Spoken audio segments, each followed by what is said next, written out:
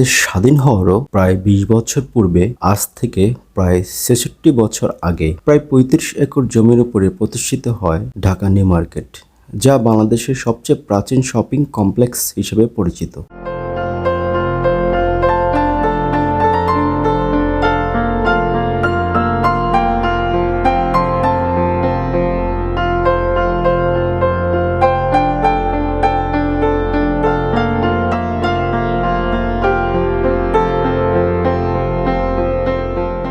১৯৫২ সালে পূর্ব পাকিস্তানের তৎকালীন প্রধানমন্ত্রী নুরুল আমিন ঢাকাকে আধুনিকায়নের উদ্যোগ গ্রহণ করেন দুটি প্রকল্প হাতে নিয়ে। একটি শাহবাগের শাহবাগ হোটেল, যা পরবর্তীতে পিজি হাসপাতাল এবং বর্তমানে বঙ্গবন্ধু শেখ মুজিব হাসপাতাল নামে পরিচিত, এবং অপরটি উত্তর আজিমপুরের এই নিউ মার্কেট, যা ১৯৫৪ সালে সম্পন্ন হয়।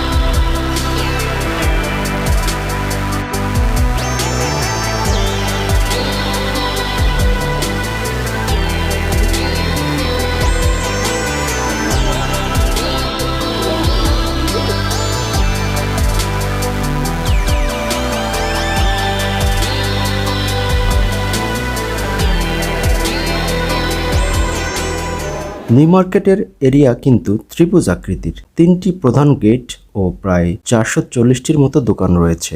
অবশ্য ৮০ দশকে এসে এটিকে ৩টি ভাগে এক্সটেন্ড করা হয়, যেমন চন্দ্রিমা মার্কেট, নিউ মার্কেট এবং বনলতা।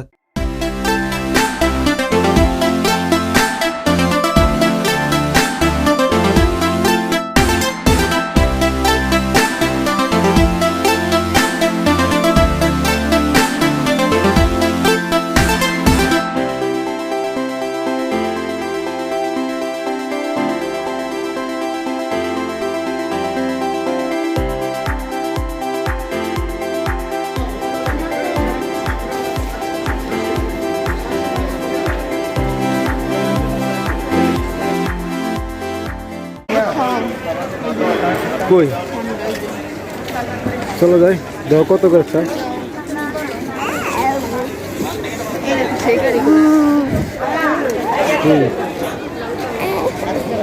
জুস কত করে কোনটা?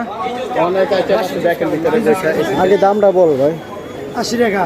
আর ৮০ টাকা, ১৫০ টাকা, ১২০ টাকা।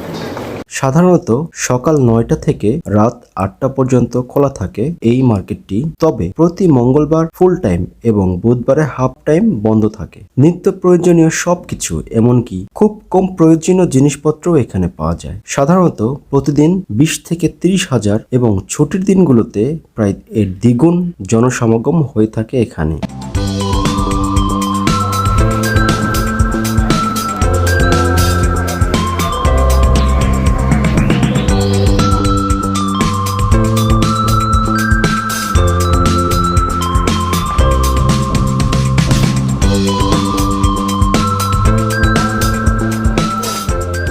নিউ মার্কেটের ভিতরে যে মসজিদটি রয়েছে, এর নিচে আগে একটি সবুজ পার্ক ছিল। এখানেও প্রায় ৬২টি দোকান নির্মাণ করা হয়।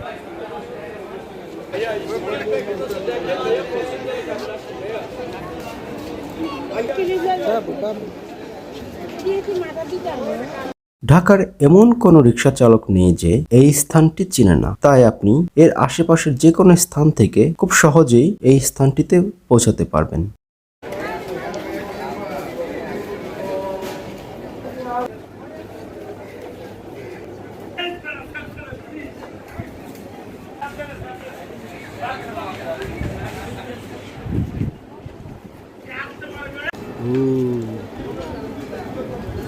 আর টাকা সব